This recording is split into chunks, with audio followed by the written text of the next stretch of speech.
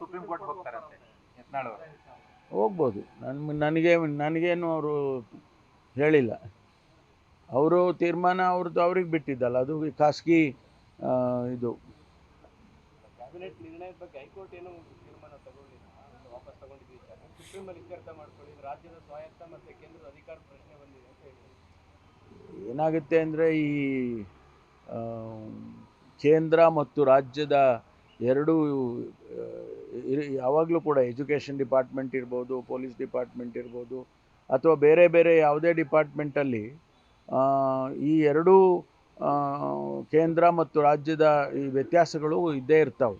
ಈ ಸಂದರ್ಭದಲ್ಲಿ ಅವರೇ ಹೇಳಿರುವ ಹಾಗೆ ನೀವು ಅಲ್ಲಿ ಹೈಕೋರ್ಟಿಗೆ ಸುಪ್ರೀಂ ಕೋರ್ಟಿಗೆ ಹೋಗಿ ಅಂತ ಹೇಳಿದ್ದಾರೆ. ಹೋಗದೇ ಇದ್ದರೆ ಅದು ಅಲ್ಲಿಗೆ ಮುಗಿಯುತ್ತೆ. ಹೋಗೋದಿದ್ದರೆ ನೀವು ಸುಪ್ರೀಂ ಕೋರ್ಟಿಗೆ ಹೋಗಿ ಅಂತ ಹೇಳಿದ್ದಾರೆ. ಅದನ್ನು ಅವಕಾಶ ಕೊಟ್ಟಿದ್ದಾರೆ ಅವರು ಸುಪ್ರೀಂ ಕೋರ್ಟ್ಗೆ ಹೋಗೋದಕ್ಕೆ. ನೋಡ್ಬೇಕು ಅವ್ರು ಏನು ಮಾಡ್ತಾರೆ.